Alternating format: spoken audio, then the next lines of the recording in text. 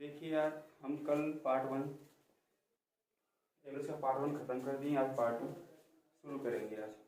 आज part two शुरू करेंगे। देखिए, क्वेश्चन इस प्रकार है कि 37 लगातार संख्याओं का औसत 54 है, तो इन संख्याओं में सबसे बड़ी संख्या क्या होगी। इन संख्याओं में सबसे बड़ी संख्या क्या होगी।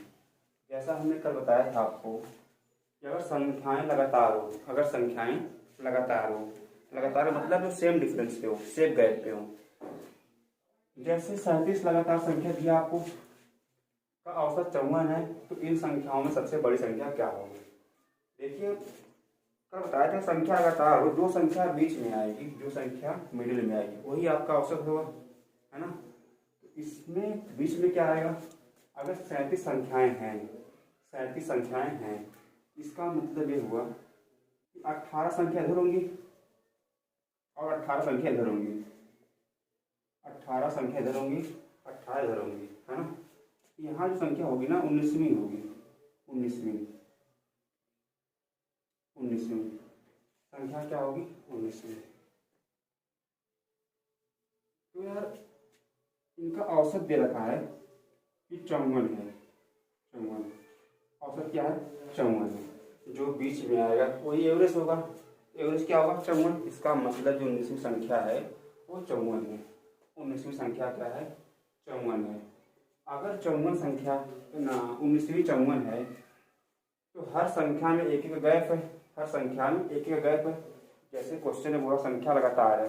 लगातार का मतलब कहीं शुरू किए हैं वो लगातार है। जैसे मान लीजिए हम 31 शुरू किए, 31, 32, 33, 34, 35, 36, सब क्या लगातार। हर एक टर्म के बीच में एक एक का डिफरेंस है, एक एक का डिफरेंस है। अगर एक एक का डिफरेंस है, तो यहाँ 18 संख्या में एक का डिफरेंस होगा, है ना। एक एक का डिफरेंस होगा, संख्या कितनी 18, तो 1 गुने 18। इसका मतलब जो संख्या औसत है ना, औसत में 18 ऐड कर देंगे तो सबसे बड़ी संख्या आपकी निकल जाएगी। तो 8 4 12, 5 6 7 तो 72 ही आपका आंसर होगा। मतलब इस क्वेश्चन में आपका 72 आंसर होगा। सबसे बड़ी संख्या क्या होगी, 72 होगी। सबसे बड़ी संख्या 72 होगी। बता दीजिए। देखिए, अगला क्वेश्चन है कि 9 लगातार धनात्मक पूर्णांकों का औसत 63 है। सबसे बड़े एवं सबसे छोटे पूर्णांकों का गुणनफल क्या होगा। सबसे बड़े एवं सबसे छोटे पूर्णांकों का गुणनफल क्या होगा। बताया कि अभी की संख्या का लगातार होंगी। अगर संख्या लगातार होंगी, जो संख्या बीच में आएगा, जो मिडिल में आएगा, वही आपका एवरेज होगा, अगर संख्या लगातार है, 9 संख्या है, इसका मतलब कि 4 संख्या इधर रही होंगी, 4 संख्या इधर रही होंगी और 4 संख्या इधर रही होंगी, है ना। तो 25वीं संख्या आपका एवरेज रहा होगा। 25वीं संख्या आपका एवरेज रहा होगा। 4 संख्या इधर रही होंगी, 4 संख्या इधर रही होंगी। 25वीं संख्या आपका एवरेज रहा होगा। अगर संख्या लगातार है, तो जो संख्या बीच में आएगी वही आपका एवरेज होगा। इसका एवरेज है कितना, आप कहेंगे 63। एवरेज कितना, 63। एवरेज कितना है, 63 है। एवरेज 63 है। अगर 63 संख्याएं हैं, संख्या लगातार है, तो हर संख्या के बीच एक ही का गैप होगा। हर संख्या के बीच एक ही का गैप होगा। एक का यहाँ होगा, एक का यहाँ होगा, एक का यहाँ। इसका मतलब कि हर संख्या में एक गैप होगा। संख्या कितनी, 4। इसका मतलब सबसे बड़ी संख्या कितनी होगी, 63 4 67। 67 आपकी बड़ी संख्या होगी, लार्जेस्ट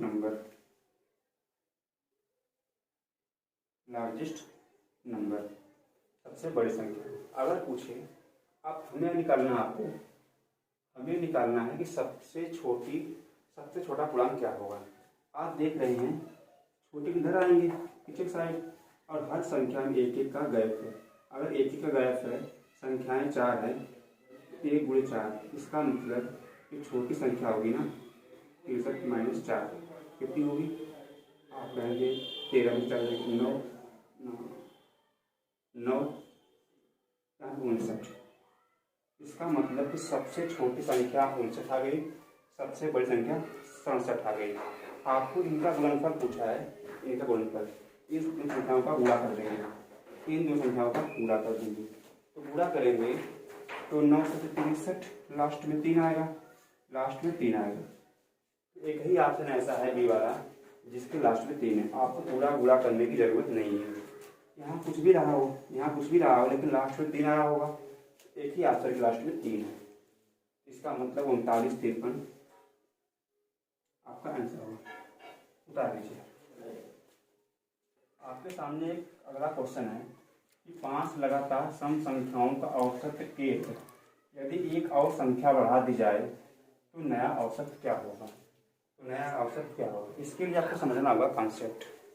इसके लिए समझना होगा आपको कॉन्सेप्ट। जैसे हमने कोई संख्या लिखा 2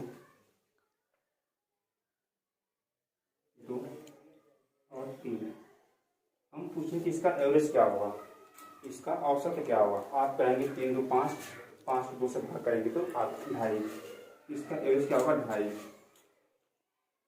मैं कहूँ कि एक संख्या और बढ़ा दी जाए, संख्या 4 कर दी जाए, 2 3 4, अब इसका एवरेज क्या होगा। आप कहेंगे 4 3 7, 7 2 9, 9 को भाग करेंगे 3 से तो 3, अब कितना हो जाएगा 3 आएगा।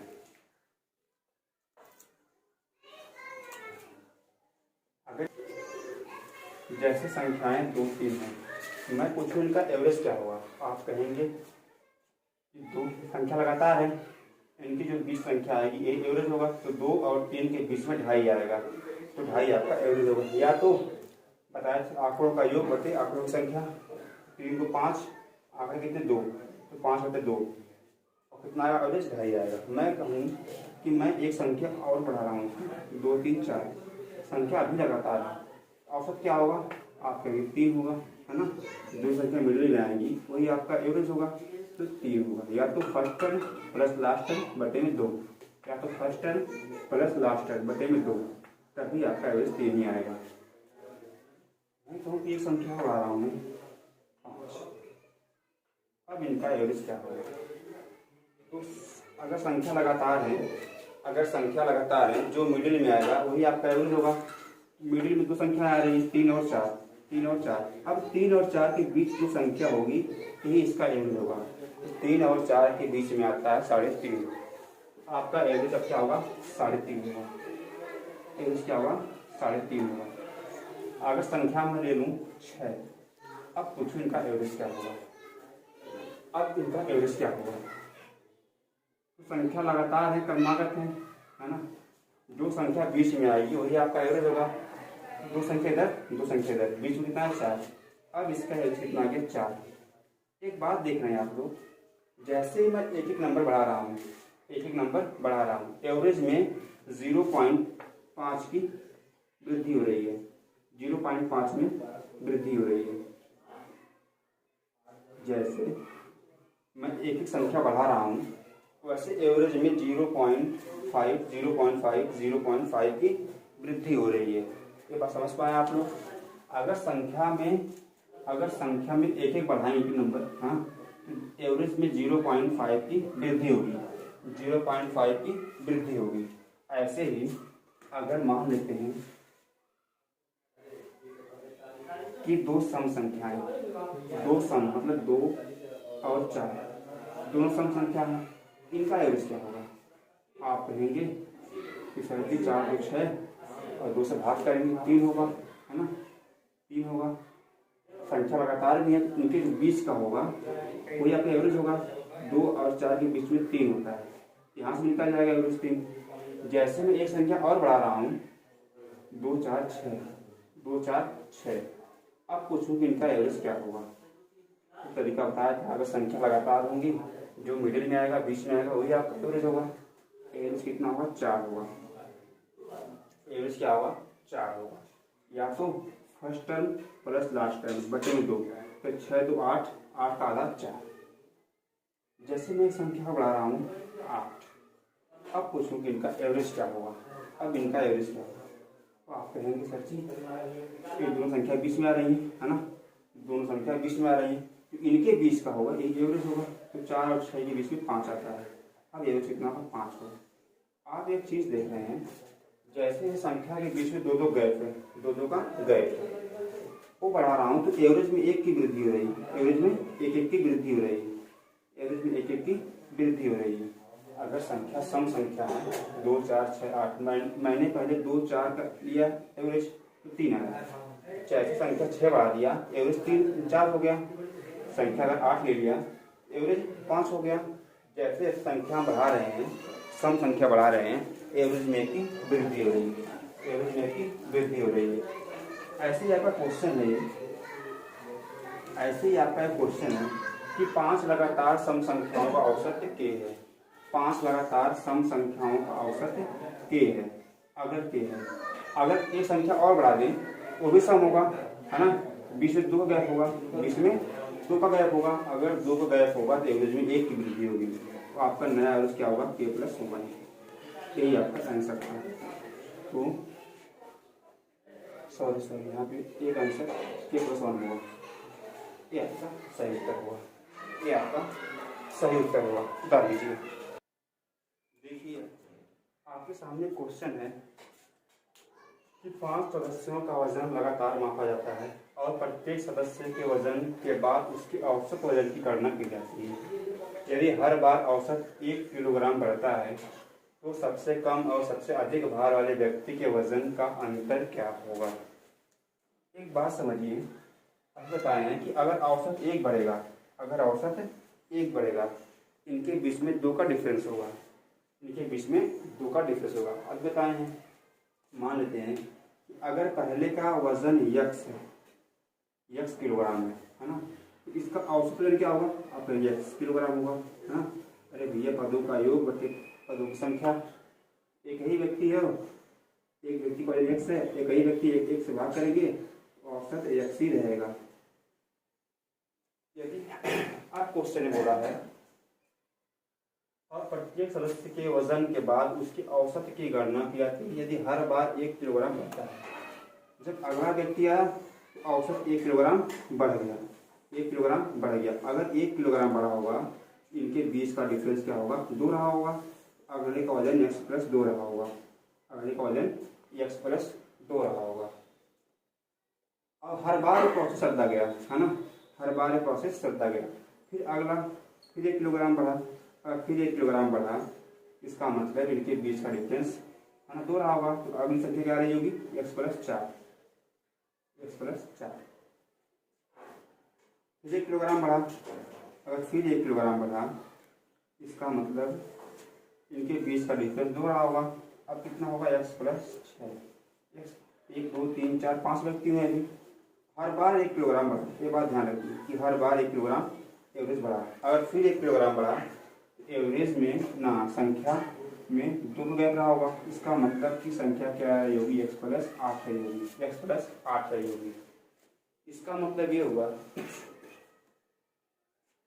कि संख्या होगी ना x plus 2, x plus 4, x plus 6, x plus 8, कुछ भी x का मान कुछ भी रहा हो, लेकिन इनके बीच का अंतर 2 रहा होगा।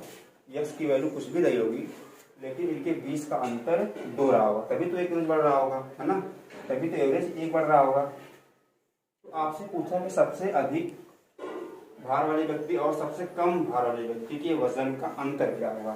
तो सबसे कम भार वाला कौन है, x है, और सबसे अधिक भार वाला x प्लस 8 है।